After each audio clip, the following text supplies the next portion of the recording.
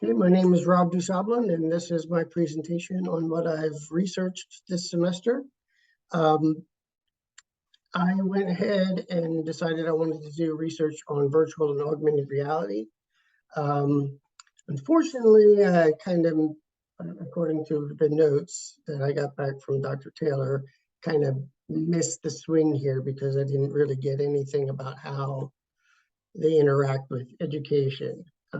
Unfortunately, that's because there's not a whole lot of it, research in the K through 12 realm because of cost. I mean, you have to buy headsets for kids to use, and nobody wants to do that because you have to buy them every year because they break. But there were some information. There was more information in there for them using it with engineers or with doctors to do kinds of stuff. Less information on K through 12. So unfortunately, I didn't get to that part. So what I ended up doing really was doing a quick dive into what they are and how they came about, and then the impacts of what they've done, and where we think they're going. One of the things that I was surprised to learn doing this was the fact that I thought that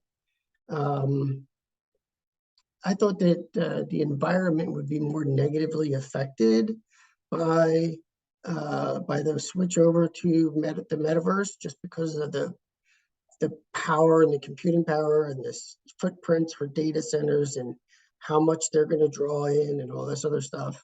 But it turns out that, not having everybody drive to work every day and having them work from home pretty much saves the planet. So good on us. Let's get this thing going.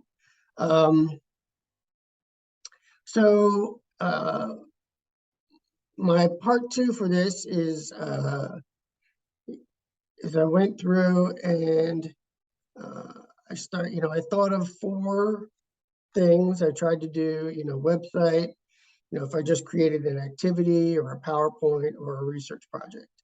And then I listed, the pros and cons for each one.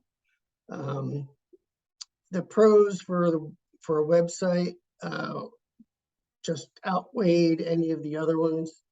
If I wanted to do an activity, I would need to get IT to approve the software to use to do virtual reality on the school computers, and that's just not going to happen.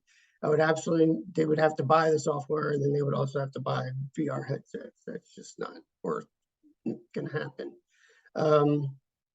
PowerPoint, I mean, it's boring. It's just a lecture. There's not a whole lot to do with that, and their attention span would be less, I thought. And in a research project, like I said, I teach Python computer programming. I don't think I could justify a project on virtual reality, especially when at the end of my program, they're supposed to be taking certifications in Python, not virtual reality. So it's just not a good use of time. So I went with the website. So I went ahead and started building the website, and this is my brainstorming for what I think should be on the website.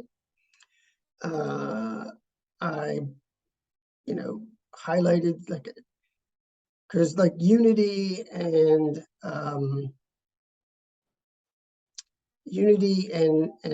Unreal Engine both use C and Java, but they don't really include Python. So I wasn't sure if I was going to include them or not.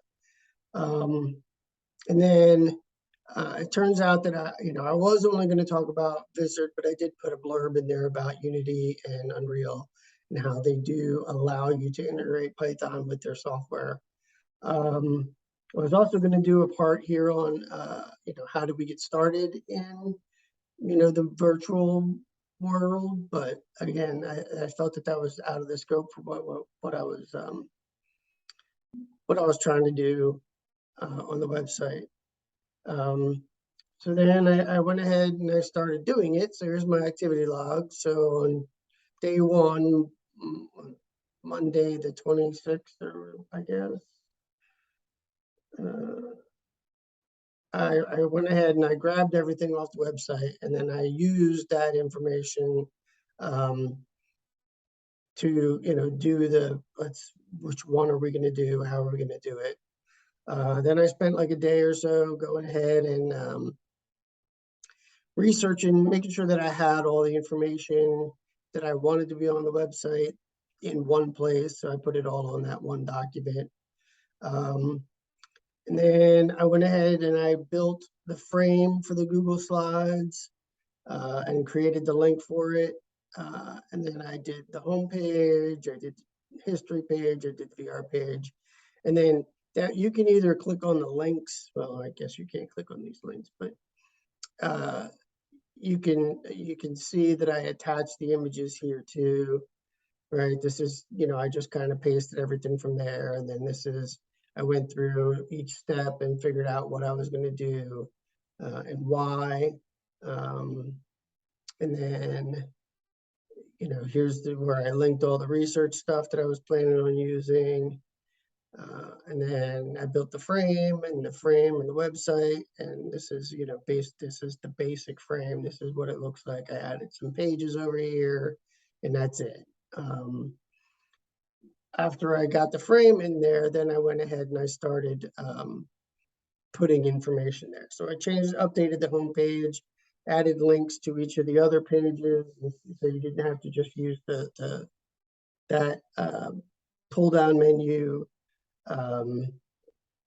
Added information to the history page, the VR page, and the development software page.